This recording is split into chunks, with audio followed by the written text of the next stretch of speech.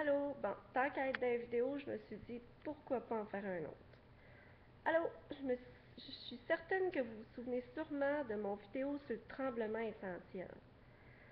Ben, aujourd'hui, là, je tenais à vous en faire un autre parce que je pense qu'il y en a qui n'ont pas encore compris le sens de cette maladie-là.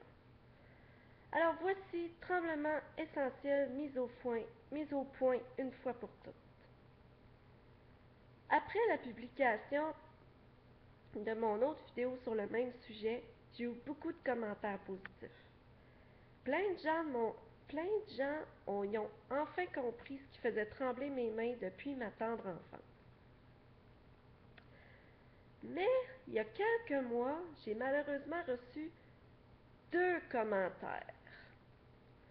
Le premier est d'un jeune de 18 ans qui a déjà fait une phobie scolaire à cause de sa maladie. Puis tout ça à cause que les gens pensent qu'il est toujours stressé. Le deuxième vient d'une autre jeune personne qui me disait « Moi, j'ai 19 ans et j'ai des tremblements dans mes 2 mains. Et des fois, je n'arrive même plus à écrire. Mon médecin m'a dit que c'est normal d'avoir des tremblements à cause du stress et de la vie. S'il vous plaît, tout le monde, on n'est pas stressé. Ce qui nous stresse, là, c'est les gens qui arrêtent pas de nous dire des affaires innocentes, genre aïe, toi tu dois être fou, c'est pour ça que tu shakes de même, ou encore fais donc attention que ton plateau de nourriture, tu renverses tout par terre. Ben, sans souhaiter de malheur à personne, là, essayez donc de vous mettre à notre place un instant. Imaginez-vous qu'à chaque fois que vous essayez de prendre un verre de jus trop plein ou un bol de céréales, que vous avez un petit choc électrique qui part de votre cerveau puis qui vous traverse les 2 bras, ben c'est ça qui nous arrive constamment.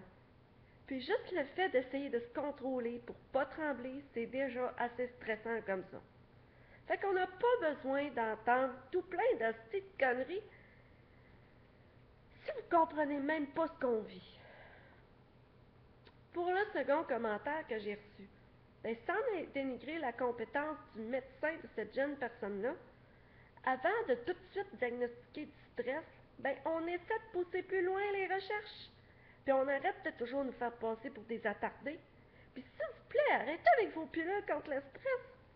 Moi aussi, avant d'obliger mon médecin à m'envoyer voir une neurologue, il disait que j'étais stressée, puis que c'était pas grave, j'étais habituée de vivre comme ça.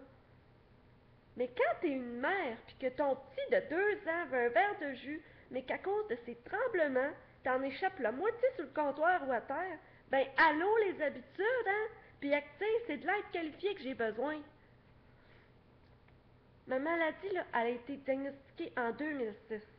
Puis la spécialiste m'avait prescrit une médication qui avait fait des miracles. Ça avait réglé mes tremblements à 85%. J'étais vraiment heureuse, mais malheureusement, il y avait des effets secondaires. J'étais devenue dépressive et suicidaire.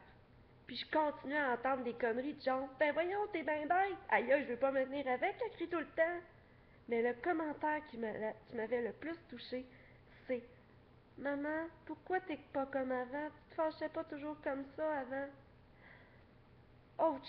Ça a été assez convaincant pour retourner voir ma neurologue puis demander de me retirer cette cochonnerie-là puis de me donner un autre médicament qui risquerait pas de me tuer à tort et à long terme.